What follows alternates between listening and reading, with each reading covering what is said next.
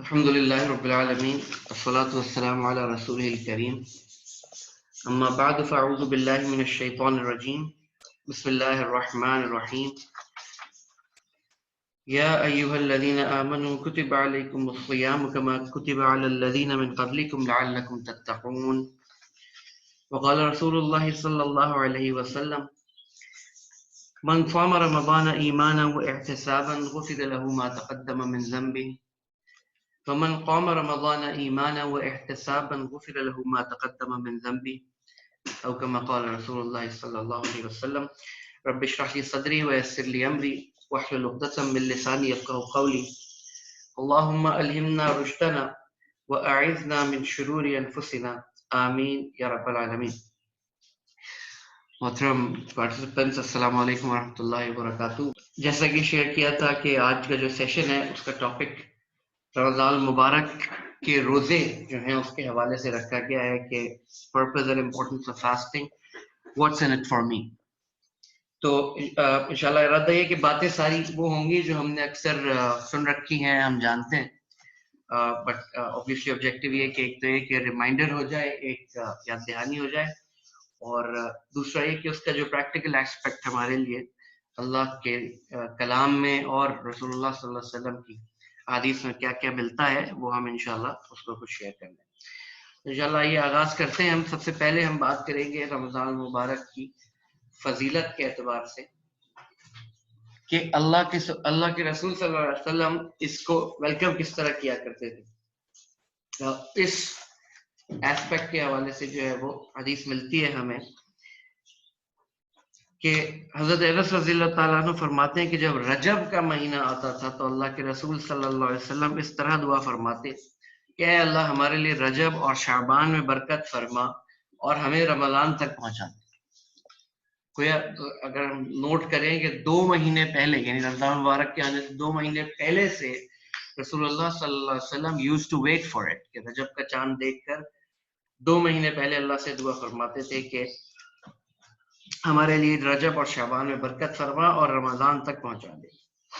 اسی طرح ایک حدیث میں آتا ہے، رسول اللہ اکرم صلی اللہ علیہ وسلم سے روایت ہے، یہ بخاری کی حدیث ہے، اللہ کے رسول صلی اللہ علیہ وسلم نے فرمایا کہ جب رمضان آتا ہے تو جنت کے دروازے کھول دیے جاتے ہیں اور جہنم کے دروازے بند کر دیے جاتے ہیں اور شیاطین جکڑ دیے جاتے ہیں. اور اسی موضوع کے اوپر جو تفصیل آئی ہے بہیقی میں اللہ کے رسول صلی اللہ علیہ وسلم کے وہاں الفاظ جو ہیں ان کو مزید ایکسٹینشن، مزید ڈسکرپشن اس کی ہمیں وہاں ملتی ہے. فرمایا کہ جہنم کے دروازے بند کر دیے جاتے ہیں اور ان میں سے ایک دروازہ بھی کھلا نہیں رہتا، اور جنت کے دروازے کھول دیے جاتے ہیں، ان میں سے ایک بھی بند نہیں رہتا. اور ایک پکارنے والا یعنی فرشتہ پکارتا ہے کہ اے خیر کے طالب آگے بڑھ، یعنی نیکیوں میں آگے بڑھ اور زیادہ نیکیاں کر، اور اے شر کے شوقین باز آ جا، یعنی گناہوں کو، برائیوں کو چھوڑ دے، اور اللہ کی طرف سے رمضان کی ہر رات جہنم سے آزادی دی جاتی ہے. تو اگر 29 راتیں ہیں یا 30 راتیں ہیں تو ہر رات نہ جانے کتنے ہزاروں اور لاکھوں لوگوں کی مغفرت کا فیصلہ اللہ سبحانہ تعالیٰ کی طرف سے ہوا کرتا ہے.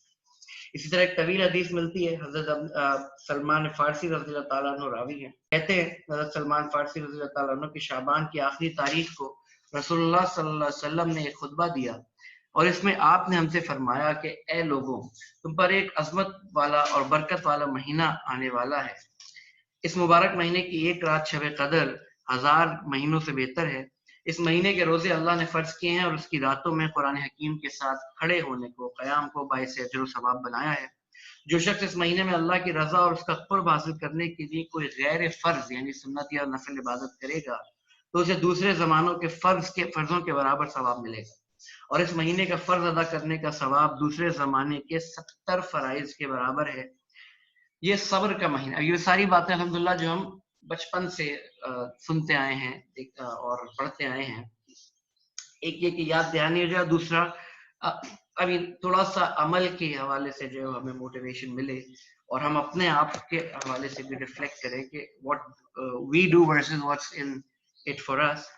اللہ یہ کہتے ہیں کہ سنت کا ثواب یا نفل کا ثواب فرض کے برابر اور فرائض کا ثواب 70 فرائض کے برابر جو اللہ سبحانہ تعالیٰ رمضان مبارک میں دیتے ہیں. آگے فرمایا یہ صبر کا مہینہ ہے اور صبر کا بدلہ جنت ہے.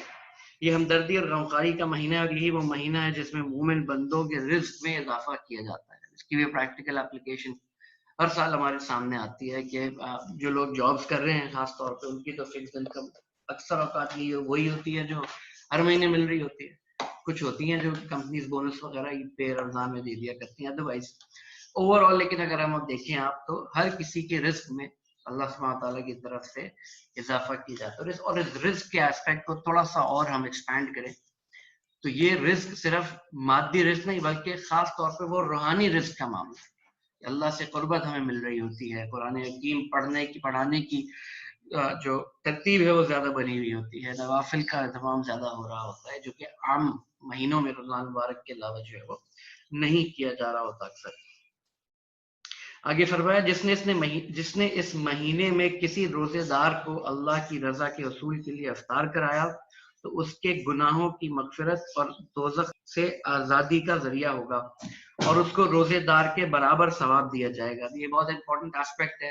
ہم سب اپنی دیکھیں کہ کتنی استطاعت ہے اور اگر فار ایگزامپل آج نواں روزہ ہے تو کتنے ان روزوں میں ہم کتنے افطار کرا دیے اور ہمیں کتنا جو ہے وہ کتنے لوگوں کو افطار کرانے کا موقع ملا اور اس کو مزید سے مزید آگے پھر ہم بڑھنے کی اس میں کوشش کریں. فرمایا روزے دار کو اللہ کی رضا کے اصول کے لیے افطار کرایا اس کے گناہوں کی مغفرت اور آتش دوزخ سے آزادی کا ذریعہ ہوگا اور اس کو روزے دار کے برابر ثواب دیا جائے گا بغیر اس کے کہ روزے دار کے ثواب میں کوئی کمی کی جائے. اب حضرت سلمان فارسی سے حدیث مبارکہ روایت ہے. حضرت سلمان فارسی رضی اللہ تعالیٰ عنہ وہ صحابی تھے جو مال کے اعتبار سے زیادہ ویل آف نہیں تھے بلکہ زیادہ کیا ویل آف ہی نہیں تھے اور غربا صحابہ جو تھے ان میں سے تھے. تو اب انہوں نے یہ سوال کیا, کہتے ہیں کہ ہم نے آپ صلی اللہ علیہ وسلم سے عرض کیا یا رسول اللہ ہم میں سے ہر ایک کو تو افطار کرانے کا سامان حاصل نہیں تو کیا فقراء اس ثواب سے محروم رہیں گے؟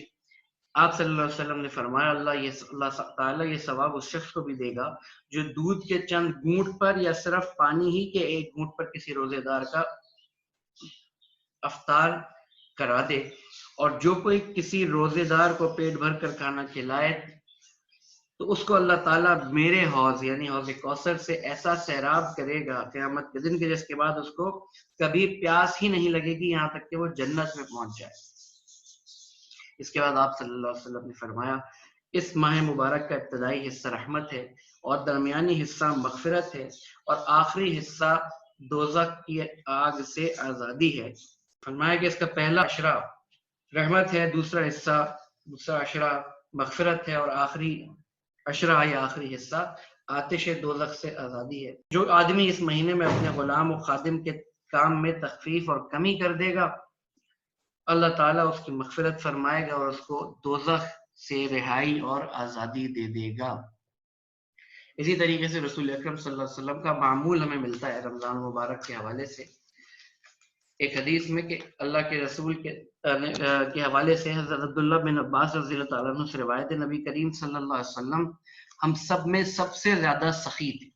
یہ ایک اور ہمارے لیے اعتبار سے بیہیویئرل ایسپیکٹ ہے کہ ہمیں کیا کرنا چاہیے. کہتے ہیں حضرت عبداللہ بن عباس رضی اللہ تعالیٰ عنہ کے نبی اکرم صلی اللہ علیہ وسلم سب سے زیادہ سخی تھے تاہم رمضان مبارک میں آپ صلی اللہ علیہ وسلم کی سخاوت میں اور زیادہ اضافہ ہو جایا کرتا.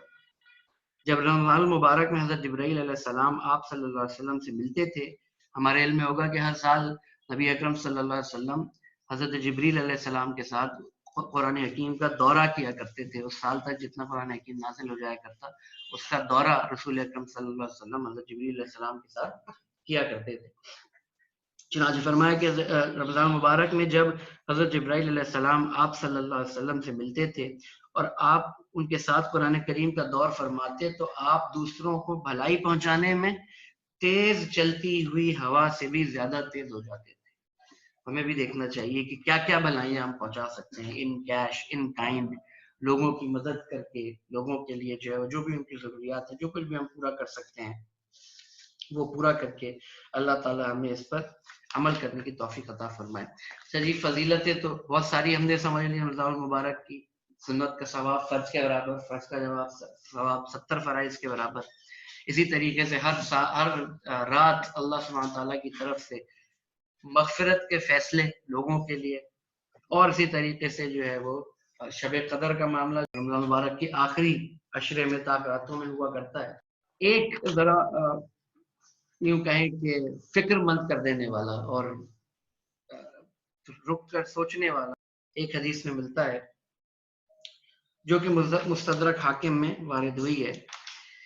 حضرت کعب بن عجرہ انصاری رضی اللہ تعالیٰ عنہ سے روایت ہے کہ ایک دن رسول اللہ صلی اللہ علیہ وسلم نے ہم لوگوں کو فرمایا ممبر کے پاس آ جاؤ۔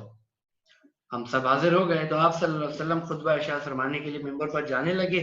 جب ممبر کے پہلے درجے پر یعنی سیڑھی پر آپ نے قدم رکھا تو فرمایا آمین، پھر جب دوسری پر قدم رکھا تو فرمایا آمین، اور پھر جب تیسری پر قدم رکھا تو فرمایا آمین۔ پھر جو کچھ ان کے نبی اکرم صلی اللہ علیہ وسلم نے خطاب فرمانا تھا وہ فرمایا، اور جب نیچے واپس اتر آئے تو ہم لوگوں نے عرض کیا یا رسول اللہ، آج سے پہلے ہم نے آپ کے ساتھ کوئی ایسی چیز نہیں سنی جو آج آپ نے جس طرح آمین کہا ہر سیڑھی کے اوپر، تو یہ کیا معاملہ تھا؟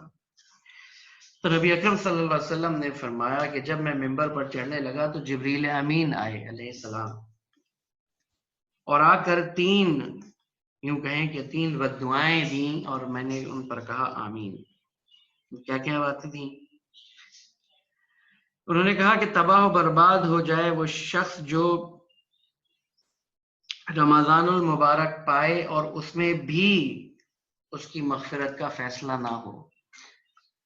ہر رات اللہ سبحانہ و تعالی کئی ہزار لاکھ واللہ عالم کس نمبر میں جو ہے وہ مسلمانوں کی مغفرت فرما رہا ہے، اور وہ محروم شخص کے جو رمضان المبارک کی 30 یا 29 راتیں پائے اور تب بھی اپنے آپ کو معاف نہ کرا سکے، اللہ کے یعنی حضرت جبریل علیہ السلام نے فرمایا کہ ایسا شخص تباہ و برباد ہو جائے۔ رسول اکرم صلی اللہ علیہ وسلم نے کہا آمین۔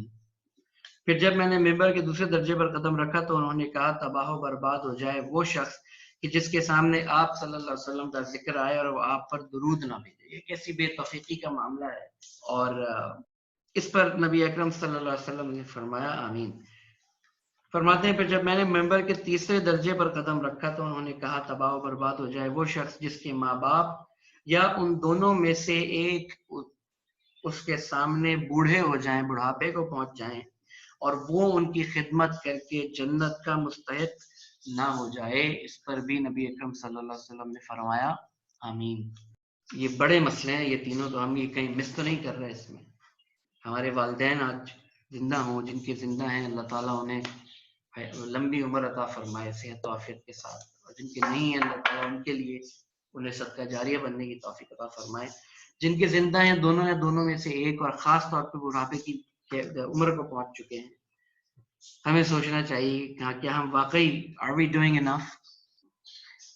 At the end of the day there can never be enough، but جو ہم اپنی اوقات، اپنی صلاحیت، اپنی استطاعت میں رہتے ہوئے کر سکتے ہیں کیا ہم کر رہے ہیں؟ اگر نہیں کر رہے تو پھر بہرحال یہ خطرے کا معاملہ ہو سکتا ہے۔ اللہ تعالیٰ اپنی رحمت سے ہمیں اس حدیث یہ جو ابھی ہم نے پڑھی اس کا مصداق بننے کی سے بچنے کی توفیق عطا فرمائے، آمین۔ تو ہمیں سوچنا ہے کہ ہم نے اپنے وقت کو بالکل اس طریقے سے گزارنا ہے کہ انشاءاللہ جب رمضان مبارک اینڈ ہو تو اللہ کی طرف سے ہمارے لیے بھی اور اس کی رحمت کا اور اس کی مغفرت کا فیصلہ ہو چکا ہو۔ اللہ تعالیٰ ہمیں اس بات کو سمجھنے کی اور اس پر صحیح بات پر عمل کرنے کی توفیق عطا فرمائے، آمین ثم آمین۔ یہ ہم نے کچھ رمضان مبارک کی فضیلت اور اہمیت کا معاملہ سمجھا۔ آئیے انشاءاللہ اب ہم رمضان اور قرآن اور اس حوالے سے جو قرآن کی اہمیت ہے اور معاملہ ہے وہ انشاءاللہ تعالیٰ سمجھتے ہیں۔ ہر مہینہ اللہ سبحانہ و تعالیٰ کا 12 مہینے رمضان کے، لیکن رمضان المبارک کو ایک خاص سٹیٹس اللہ سبحانہ و تعالیٰ نے عطا فرمایا، جیسے کہ ابھی پیچھے حدیث میں بھی ہم نے سنا۔ وجہ کیا ہے؟ وجہ ہمیں ملتی ہے قرآن حکیم میں، سورہ بقرہ کی آیت نمبر 185 میں اللہ سبحانہ و تعالیٰ فرماتے ہیں اعوذ باللہ من الشیطان الرجیم بسم اللہ الرحمن الرحیم شہر رمضان الذی انزل فیہ القرآن، رمضان کا مہینہ وہ مہینہ ہے جس میں قرآن نازل کیا گیا، ہدی للناس وبینات من الہدی والفرقان، جو لوگوں کے لیے ہدایت ہے اور اس میں ہدایت اور حق و باطل میں فرق کر دینے والے کھلے دلائل ہیں۔ فرقان کہتے ہیں اس شے کو کہ جس میں بلیک اینڈ وائٹ کر دینے کی کیپیبلٹی موجود ہو، حق اور باطل کو الگ الگ فرق کر دینے کی اس کے اندر کیپیبلٹی ہو۔ تو قرآن کے بارے میں اللہ فرماتا ہے کہ والفرقان، اور حق اور باطل میں فرق کر دینے والے کھلے دلائل ہیں۔ فمن شہد منکم الشہر فلیصم، پر جو کوئی تم میں سے اس مہینے کو پائے تو اس چاہیے اسے کہ اس کے روزے رکھے۔ پھر آگے پھر اس میں رمضان المبارک کے احکامات کے حوالے سے آیت مبارکہ میں کچھ تفصیل ہے، لیکن یہاں جو بات ارشاد ہوئی جس طرف میں عرض کر رہا ہوں وہ یہ کہ رمضان کو رمضان المبارک کیا شے بناتی ہے؟ قرآن حکیم۔ رمضان المبارک کی یہ حیثیت اس لیے ہے کہ اس میں اللہ سبحانہ و تعالیٰ نے قرآن حکیم نازل فرمایا، اور اس کو تھوڑا سا اور ایکسٹینڈ کرے۔ جیسے میں نے عرض کیا تمام مہینے اللہ کے، رمضان المبارک کو ایک خاص فضیلت کیوں؟ کیونکہ اس میں قرآن نازل ہوا۔ اگلے سٹیپ پہ جائیے، ساری راتیں اللہ کی، شب قدر کیوں 1000 مہینوں سے بہتر اللہ نے کر دی؟ انا انزلناہ فی لیلۃ القدر وما ادراک ما لیلۃ القدر لیلۃ القدر خیر من الف شہر۔ 1000 مہینوں سے بہتر ایک رات کیوں کر دی؟ انا انزلناہ فی لیلۃ القدر، کیونکہ اللہ سبحانہ وتعالیٰ فرماتے ہیں کہ بے شک ہم نے اس قرآن کو لیلۃ القدر میں نازل فرمایا۔ لوح محفوظ سے آسمان، دنیا کے آسمان تک کا جو نزول ہے قرآن حکیم کا، جو کہ شب قدر میں ہوا، تو اس اللہ کے کلام کے نزول والی رات کو اس نزول نے، اس قرآن نے 1000 مہینوں سے بہتر بنا دیا۔ اور آگے بڑھیے، تمام رسول اللہ سبحانہ و تعالیٰ کے کم و بیش 1.25 لاکھ کے قریب انبیاء اور رسول اللہ سبحانہ و تعالیٰ نے مبعوث فرمائے، لیکن امام الانبیاء رسول اللہ صلی اللہ علیہ وسلم، وجہ یہ کہ اللہ سبحانہ و تعالیٰ نے اپنا یہ کلام، یہ قرآن حکیم نبی اکرم صلی اللہ علیہ وسلم پہ نازل فرمایا، تو تمام رسولوں کے امام بنا دیے گئے۔ ایک سٹیپ اور آگے آتے ہیں جو کہ اب ہم مجھ سے اور آپ سے زیادہ ریلیونٹ ہے۔ سارے انسان ہر نبی کے ماننے والے اللہ کے بندے اور اللہ کی امت، یہ اس امت کو یہ خاص فضیلت حاصل کیوں؟ ہم سب پڑھتے آئے ہیں، سنتے آئے ہیں کہ انبیاء جو ہیں وہ دعا کرتے تھے کہ کاش میں آخری رسول کی امت میں ہوتا۔ اسی طرح حدیث میں آتا ہے کہ جنت میں 120 صفیں ہوں گی، اور 120 میں سے 80 صفیں امت محمد کی ہوں گی صلی اللہ علیہ وسلم، یعنی 2/3 آف دا جنتیز وہ آخری نبی صلی اللہ علیہ وسلم کے ماننے والوں میں ہوں گے۔ کیوں؟ کہ وہ قرآن کے ماننے والے ہیں۔ اب ایک ہے قرآن کو ماننا، ایک ہے قرآن کی ماننا۔ اللہ تعالی ہمیں قرآن کی ماننے والوں میں بنا دے اور نبی اکرم صلی اللہ علیہ وسلم کی سنتوں پر عمل کرنے والا بنا دے۔ آمین آمین۔